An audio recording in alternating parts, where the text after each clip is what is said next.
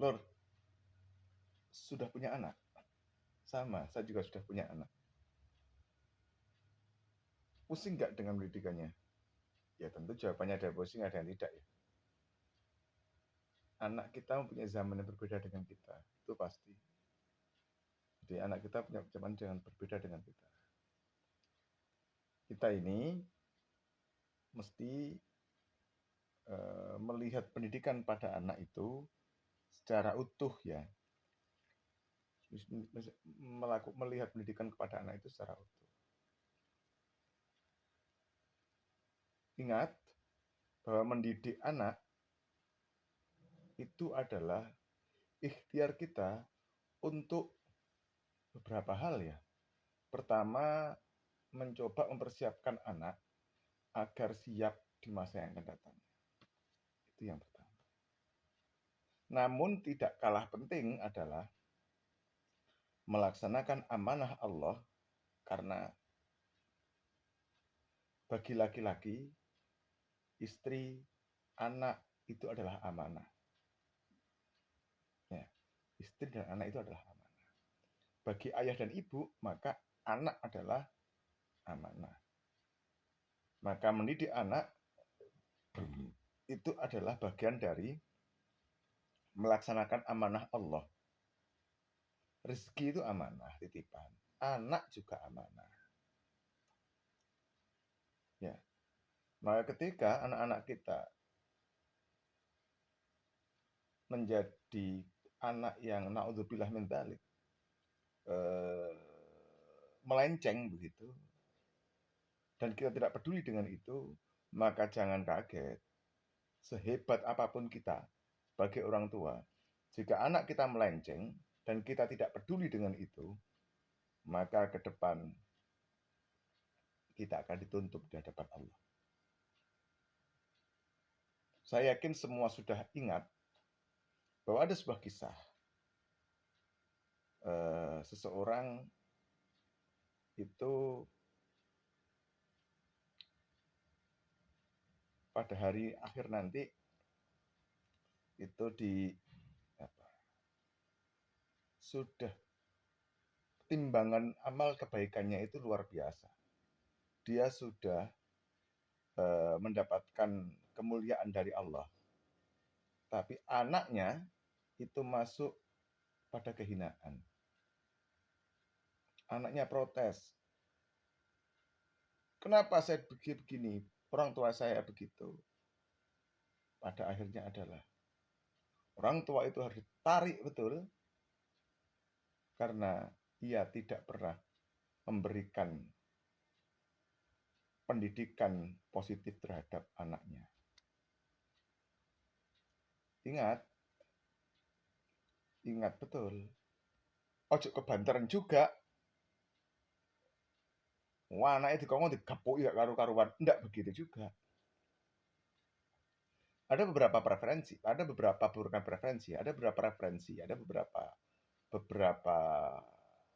pandangan yang bisa kita anut begitu.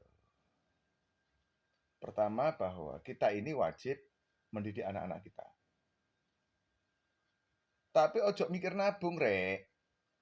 Aku didik anak-anakku tak bandani sekolah ben emben ngurusi aku. Ojo ngono, rek. Ya. Ojo modal investasi mikire. Bahwa ini adalah amanah Allah yang harus kita laksanakan. Begitu. Mudah-mudahan menjadi anak yang soleh-solihah. Ngono, rek. Ojo saiki anak iku diberikan segalanya agar mereka ketika besok jadi orang kembali ke kita. Loh kok koyo kene ngerti-ngerti ya urip ke depan ae lho. Wong kene mati sesuk ya gak ngerti. Saiki kene duwe-duwe akeh. Anake kene besok ya apa kene gak ngerti.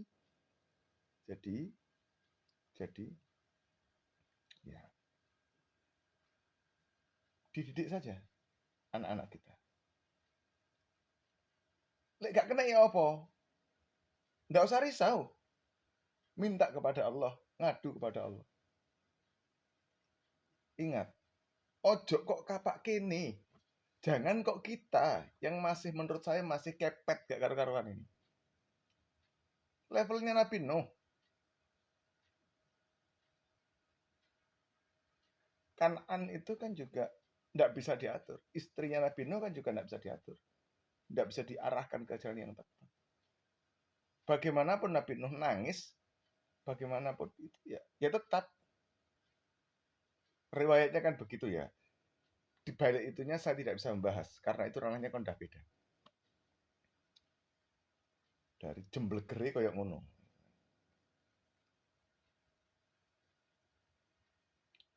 Ya. Jadi jangankan kita. Loh bagaimana kalau anak dikajari nggak bisa? Saya pernah membaca kisah Rasulullah.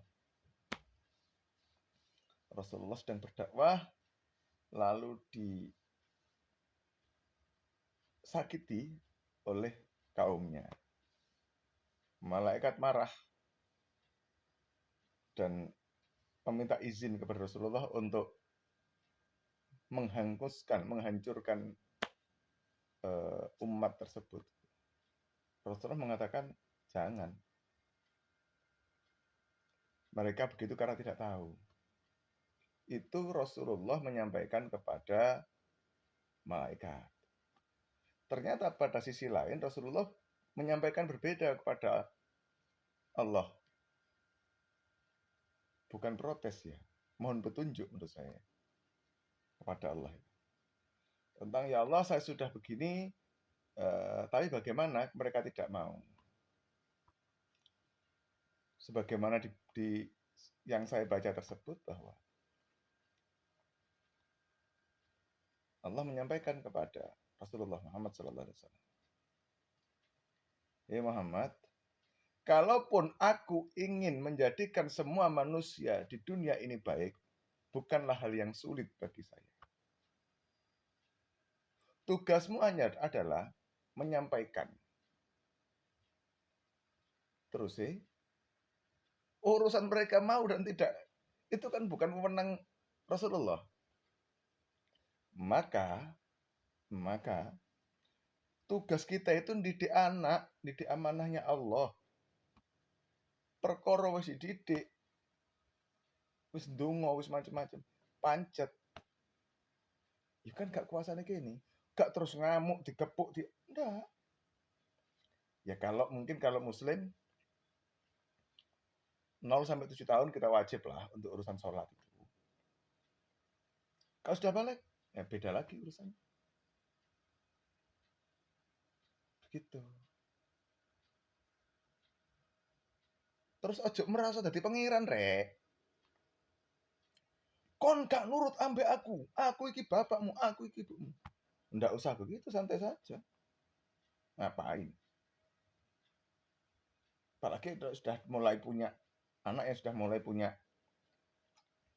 sudah selesai SMA misalnya, sudah SMA misalnya.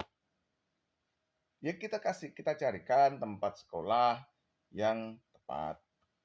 Kalau saya sampai hari ini masih percaya bahwa pondok pesantren itu adalah tempat yang kuat yang tepat untuk menanamkan mental, agama, pembiasaan dan sebagainya. Perkara di pondokno gak output gak apik. Lah wong produksi sing mesin ae lho ono gagale. Ya. Begitu saja. Jadi mari kita didik anak-anak kita dengan baik tanpa mengedepankan egoisme sebagai orang tua. Titik ya. Tanpa egoisme sebagai orang tua. Itu yang penting. Sok dadi wong tua, kadang-kadang sok di pangeran bareng. Sok kuoso. Nah itu. Sok intimidatif. Sing ngingoni kon aku. Oh, kok keren. Nggak begitu ya. Oke?